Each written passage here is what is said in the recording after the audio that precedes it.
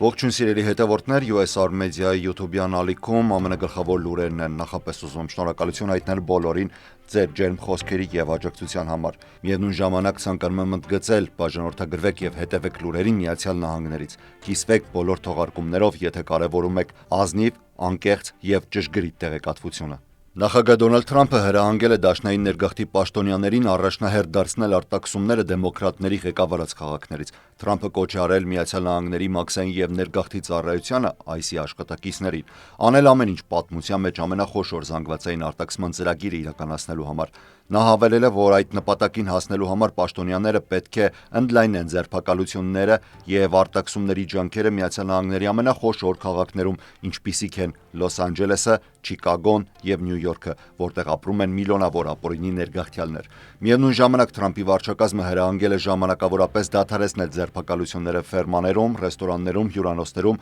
հաշվի առնելով այս ճյուղերի բողոքները։ Թրամփը նշել է, որ այս ոլորտները զգալիորեն տուժում են կոշտ ներգաղթի քաղաքականության հետևանքով, քանի որ կորցնում են տարիներով աշխատող աշխատակիցներին։ ICE պաշտոնյա Թեյքըմ Քինգը նույն օրը ուղերձով կոչ է արել դադարեցնել մսամթերքի վերամշակման, գյուղատնտեսության, ռեստորանների եւ հյուրանոցների նկատմամբ իրականացվող հետաքննությունները։ Այսօր Թրամփը G7 գագաթնաժողովից առաջ անդրադարձել է այս թեմային։ Պարոն նախագահ, ներգաղթի հարցով ինչու եք ցանկանում, որ ICE-ը թիրախավորի դեմոկրատական քաղաքները։ Չեմ հասկանում ինչի մասին եք ասում, բայց այո, ուզում եմ, որ նրանք կենտրոնանան այդ քաղաքների վրա, որովհետև հենց այնտեղ են ապաստարան քաղաքները ու հենց այնտեղ են այդ մարդիկ։ Նայեք Նյու Յորքին, Չիկագոյին, Չիկագոյում շատ վատ նահանգապետ ու քաղաքապետ ունեք։ Այդ նահանգապետը Պրիցկերը գուցե ամենավատն է երկրում։ Այդ քաղաքը լցվել է հանցագործներով։ Նույնը Նյու Յորքում, Լոս Անջելեսում։ Լոս Անջելեսում ցույցերի ժամանակ այդ մարդիկ Լոս Անջելեսից չէին, նրանց մեծ մասը անգամ Կալիֆոռնիայից չէր։ Բայդենը թույլ է տվել, որ 21 միլիոն մարդ մուտք գործի մեր երկիր։ Այդ մարդկանց մեջ կային մարդասպաններ, գանգստերներ, բանտարկյալներ։ Նրանք պարզապես դատարկեցին բանտերը, ուղարկելով նրանց Միացյալ Նահանգներ։ Այդ մարդիկ հիմա այն քաղաքներում են, որոնք ամբողջությամբ դեմոկրատների վերահսկողության տակ են։ Նրանք կարծում են, թե կկարողանան օգտագործել այդ միգրանտներին քվեարկության համար։ Դա չի լինելու։ Լոս Անջելեսի ոստիկանության վարչությունը հայտնել է, որ հունիսի 7-ից սկսած քաղաքի տարբեր շրջաններում տեղի ունեցած բողոքի ակցիաների հետ կապված կատարվել է 561 ձերբակալություն։ Ոստիկանության պաշտոնական տվյալներով վերջին ձերբակալությունները տեղի են ունեցել հունիսի 14-ին, 38 ձերբակալություն, որոնցից 35-ը պարետային ժամի խախտման համար։ Հաղորդվում է նաև, որ ակցիաների ընթացքում վիրավորվել է առնվազն 12 ոստիկան, այդ թվում 3-ը շաբաթ օրը։ Ձերբակալությունների թվերը ըստ օրերի։ Հունիսի 7-ին 29 ձերբակալություն, հունիսի 8-ին 21 ձերբակալություն, ներառյալ մոլոտովի կոկտեյլով սպանության փորձ։ Հունիսի 9-ին 96 ձերբակալություն, հիմնականում հրամանին չհնազանդվելու համար։ Հունիսի 10-ին 203 ձերբակալություն, ամենաշատը, այդ թվում զենքի պահման եւ լազերային ճառագայթում օդային հսկիչների վրա։ Հունիսի 11-ին 71 ձերբակալություն, հունիսի 12-ին 48 ձերբակալություն, հունիսի 13-ին 19, հունիսի 14-ին 38։ Կիրակի ձերբակալություններ չեն եղել։ Բացի վերը նշվածը ոստիկանությունը հայտնել է եւս 14 անձի մասին, ովքեր ձերբակալվել են կողոպուտի համար։ Մինեսոտայի նահանգապետ Թիմ Վոլցը հայտարարել է, որ ոստիկանությունը ձերբակալել է կասկածյալ Վենս Բոլթերին, որը մեղադրվում է դեմոկրատ օրենսդիր Մելիսա Հորթմանի եւ նրա ամուսնու սպանության մեջ։ Կասկածյալը գործել էր որպես կեղծ ոստիկան, ձևացնելով, թե ոստիկանության աշխատակից է։ Երկու անկում գիշերների ընթացքում իրավապահները կարողացան ձերբակալել Վենս Բոլթերին, ասել է նահանգապետ Վոլցը։ Մինեսոտայի ներկայացուցիչների պալատի անդամ Մելիսա Հորթմանը եւ նրա ամուսինը սպանվել էին իրենց տանը հարձակման ժամանակ, որը Վոլցը որակել է որպես քաղաքական դրդապատճառներով սպանություն։ Նա հավելել է, սա չի կարող լինել նորմ, մենք չենք կարող մեր քաղաքական տարաձայնությունները լուծել բռնությամբ։ Ժամանակն է վերադառնալ այն հիմնարար արժեքներին, որոնց վրա կառուցվել է մեր երկիրը։ Իշխանությունների տեղեկացմամբ Հորթմանների սպանությունից առաջ Բոլթերը կրակել է եւս մեկ դեմոկրատ օրենսդիրի, նահանգային սենատոր Ջոն Հոֆմանի եւ նրա կնոջ վրա։ Հոֆմանը, որը ստացել էր 9 գնդակային վնասվածք, վերջին վիրահատությունից հետո ապաքինվում է։ Ոստիկանության տվյալներով, երբ իրավապահները մոտեցել են Հորթմանների տանը, Բոլթերը փախել է ոտքով, այնտեղ թողնելով կեղծ ոստիկանական մեքենա, որտեղ հայտնաբերվել են 3 AK-47 ավտոմատ, 1 9mm-անոց ատրճանակ, ինչպես նաև պետական պաշտոնյաների եւ նրանց հասցեների ցուցակ։ Բոլթերի դեմ ներկայացվել են 2 մեղադրանք երկրորդ աստիճանի սպանության եւ 2 մեղադրանք երկրորդ աստիճանի սպանության փորձի համար։ Յուտա նահանգի West Valley City քաղաքում երեկ երեկոյան հրաձգություն է տեղի ունեցել ամենամյա West Fest տոնակատարության ժամանակ, որի հետևանքով զոհվել է 3 մարդ, այդ թվում 8 ամսական մանկիկ։ Եվս 2 դեռահաս վիրավորվել են, հաղորդում է տեղական ոստիկանությունը։ Ըստ ոստիկանության հրաձգությունը սկսվել է, երբ երկու խմբերի միջև վիճաբանություն է սկսվել, իսկ երբ ոստիկանները մոտեցել են միջամտելու, այդ պահին 16-ամյա պատանին հանել է ատրճանակն ու կրակել։ Զոհերի թվում են 18-ամյա տղա հակամարտող կողմից 41-ամյա կին, պատահական անցորդ 8 ամսական երեխա, ով ըստ ոստիկանության նույնպես կապ չուներ խմբերից որևէ մեկի հետ։ 17-ամյա մի աղջիկ եւ 15-ամյա մի տղա վիրավորվել են ձեռքին։ Այս պահին պարզ չէ, նրանք կապված էին խմբերի հետ թե ոչ։ Միևնույն ժամանակ հղիկին է ընկել ցանկապատից փորձելով փախչել եւ վնասվածքներ է ստացել։ 16-ամյա կասկածյալը տեղում ձերբակալվել է եւ տարվել է հարցաքննության։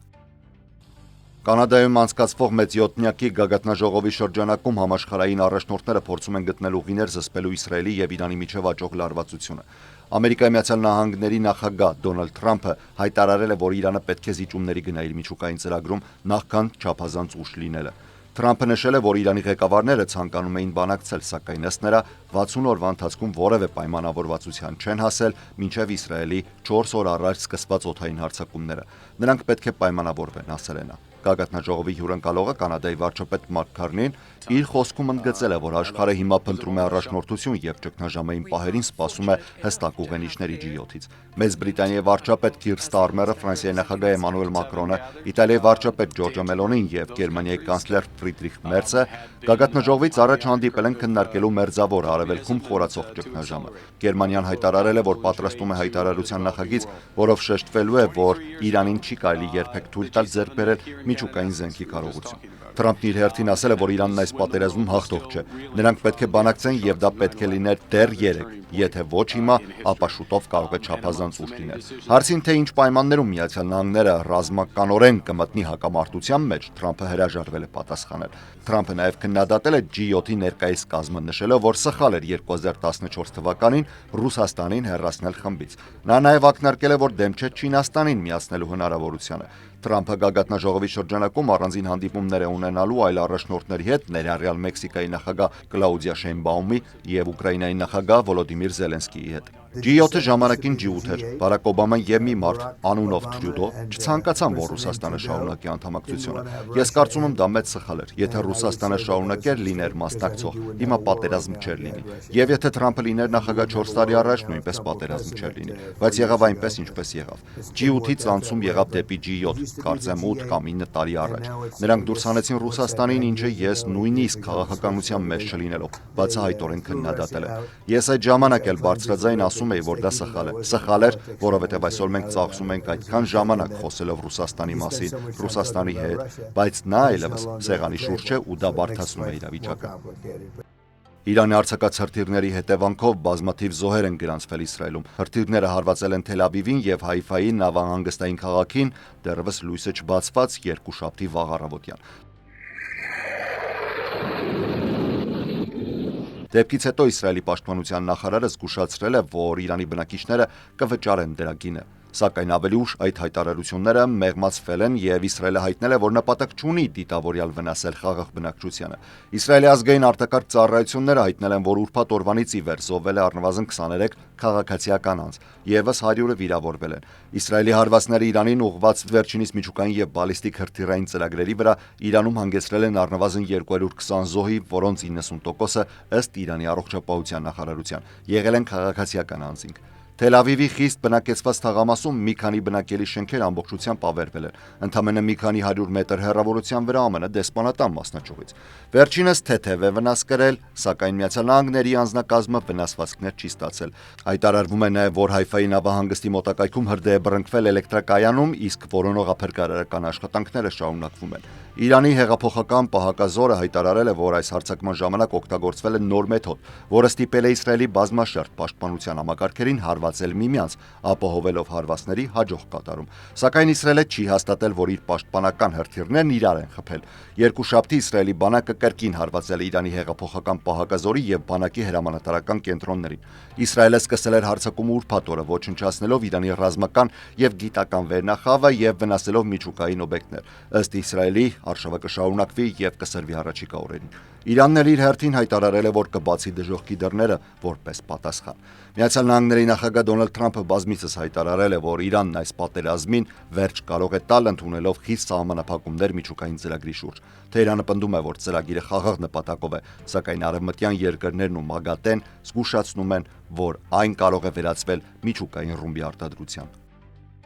Հանգստյան օրերին Իսրայելի եւ Իրանի հակամարտության սրվելուն զուգահեռ աճել է գլոբալ նավթի գների շուրջ անհանգստությունը։ Նավթի հումքը ուրբաթ օրը թանկացել էր 7%-ով, երբ տարածվեց հակամարտության մասին լուրը, իսկ երկուշաբթի առավոտյան վաղ շուկայում այն ավելացավ եւս 1.5%-ով։ Հանգստյան օրերին իսրայելական հարվածները թիրախավորել էին Թեհրանի մերձակայքում գտնվող նաեւ խոշոր նավթային օբյեկտներ, սակայն թրեյդերների գլխավոր մտահոգությունն այն է, թե արդյոք Իրանը կփորձի խաթարել նավթի մատակարարումները ի պատասխան այս հարձակումներին։ Աշխարհում սպառվող նավթի մոտ 5-րդ մասն անցնում է Հորմուզի նեղուցով նավթամատակարարման կարևոր ուղի Իրանի եւ Օմանի միջև։ Իրանական լրատվամիջոցները մեջբերել են երկրի падգամավորներից մեկին, ով ասել է, որ նեղուցի փակումը լրջորեն քննարկվում է։ Լարվածությունը առաջացրել են նաեւ մատակարարման դեֆիցիտի վախեր, այն դեպքում, երբ ընդամենը մի քանի շաբաթ առաջ շուկայի հիմնական անհանգստությունը գերհագեցած մատակարարման հարցն էր։ Թեև խոշոր նավթ երկրներ, ինչպես Սաուդյան Արաբիան, ունեն հզորություններ արտադրանք ավելացնելու համար, եթե անհրաժեշտ լինի,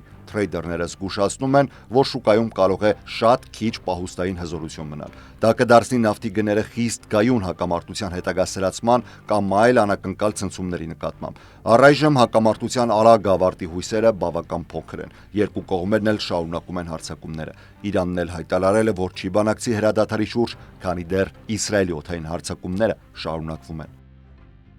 Նախագահ Դոնալդ Թրամփն ու Միացյալ Թագավորության վարչապետ Կիր Ստարմերը հայտարարել են, որ ստորագրում են առևտրային համաձայնագիր, որը կկրճատի երկու երկրների միջև ապրանքների մաքսատուրքերը։ Չնայած դրան, համաձայնագիրը դեռևս չի ներառում պողպատի մաքսատուրքերը, որոնք զգալի նշանակություն ունեն երկկողմ առևտրում։ Կողմերը շարունակում են բանակցությունները, արդյոք պողպատի տուրքը կնվազեցվի մինչև 0, ինչպես նախատեսված է ժամանակավոր համաձայնությամբ։ Թրամփն ու Ստարմերը մայիսին էին հայտարարել, որ հասել են պայմանավորվածության, համաձայն որի Միացյալ Նահանգները կկրճատի բրիտանական ավտոմեքենաների, պողպատի եւ ալյումինի մաքսատուրքերը, փոխարենը մեծացնելով ամերիկյան ապրանքների, ներառյալ տավարի մսի եւ էթանոլի մուտքը բրիտանական շուկա։ Սակայն համաձայնությունը դեռևս չի մտել ուժի մեջ, բրիտանական բիզնեսներին թողնելով անորոշության մեջ, հատկապես հնարավոր սուր փոփոխությունների նկատմամբ Թրամփի քաղաքականությունից հետո։ Վարչապետ Ստարմերը ասել է, որ առևտրային համաձայնագրի իրականացումը գտնվում է վերջին փուլում եւ ակնկալվում է, որ շուտով այն ամբողջությամբ կավարտվի։ Բրիտանական շքեղ ավտոմեքենաների արտադրող Jaguar Land Rover-ը նվազեցրել է իր այս տարվա շահույթի կանխատեսումը Դոնալդ Թրամփի մաքսային սահմանափակումների ազդեցության պատճառով։ Ընկերությունը հայտարարել է, որ ֆինանսական տարվա շահույթի սահմանը կկազմի 5-ից 7%, մինչդեռ ավելի վաղ կանխատեսվել էր 10%։ Այս հայտարարությունից հետո ընկերության հնդկական մայրընկերության Tata Motors-ի բաժնետոմսերը նվազել են մինչև 5%։ Jaguar Land Rover-ը նշել է, որ բանակցություններ է վարում Միացյալ Նահանգների եւ Մեծ Բրիտանիայի կառավարությունների հետ մի համաձայնագրի շուրջ, որը պլանավորում էր դեռևս մայիսին։ Այս համաձայնագրով Մեծ Բրիտանիան կարող է տարեկան 100,000 ավտոմեքենա արտահանել, Միացյալ Նահանգներ 10% մաքսային տուրքով, ինչը զգալիորեն ցածր է այլ երկրների համար սահմանված 25%-ի համեմատ։ Սակայն այդ համաձայնագրի մանրամասները դեռևս մնում են անորոշ եւ ոչ բոլոր մոդելներն են շահում դրանից։ Օրինակ Jaguar Land Rover-ի հայտնի Defender SUV-ն արտադրվում է Սլովակիայում, որը Եվրոպական միության անդամ է եւ չունի առանձին համաձայնագիր Թրամփի վարչակազմի հետ։ Փորձագետները նշում են, որ ընկերության հաճախորդների մեծ մասը ունևոր է, ինչը նշանակում է հնարավոր է գների բարձրացումն առանձնապես չազդի վաճառքների վրա։ Թրամփի մաքսային քաղաքականության հայտարարությունից հետո Jaguar Land Rover-ը սկսել է վերապրոֆիլավորել իր արտահանումները շահույթը պահպանելու նպատակով։ Սակայն հաշվի առնելով, որ ընկերության վաճառքի ավելի քան քառորդը կատարվում է Միացյալ Նահանգներում, մաքսատուրքերի ազդեցությունից ամբողջությամբ խուսափել հնարավոր չէ։ Դոնալդ Թրամփի ընտանիքը հերթական ձեռնարկության մեկնարկն է տալիս, օգտագործելով իր անունը որպես բրենդ։ Այս անգամ խոսքը նոր բջջային հեռախոսների եւ ծառայությունների վերաբերյալ է։ T1 Mobile, որը ըստ Էրիկ Թրամփի կարտադրվի Միացյալ Նահանգներում եւ կունենա նաեւ ներքին սպասարկման կենտրոն։ Ծառայությունը կգործի The 47 Plan անունով, իսկ ամսական վճարը կլինի $47.45, ակնարկելով Թրամփի նախագահական 45-րդ եւ 47-րդ պաշտոնավարությունները։ Ծառայությունն առաջարկում է անսահմանափակ զանգեր, հաղորդագրություններ, ինտերնետ, ինչպես նաև անվճար ճանապարհային օգնություն եւ հեռավար բժշկական խորհրդատվություն։ Բուն հեռախոսը T1 Phone անունով ոսկե գույն է, որի վրա փորագրված է Make America Great կարգախոսը եւ ամերիկյան դրոշ։ Այն $499 արժողությամբ հասանելի կլինի օգոստոսից, սակայն միայն Միացյալ Նահանգներում։ Թրամփի ընկերությունը չի զբաղվելու սարքի արտադրությամբ, այլ միայն անվան լիցենզավորմամբ։ Տնտեսագիտական տեսանկյունից սա կարող է բախվել շուկայի խոշոր խաղացողների Verizon-ի, AT&T եւ T-Mobile-ի հետ մրցակցության դժվարություններին։ Հատկանշական է, որ T1 Mobile-ի անունը վտանգավոր նմանություն ունի T-Mobile ապրանքանիշի հետ, ինչը կարող է առաջացնել նաեւ իրավաբանական խնդիրներ։ Այսօրվա լուրերից առանձնացրել էինք այսքանը։ Ես Հարություն Մինասյանն եմ, շնորհակալ եմ ուշադրության համար։ Առողջ եղեք։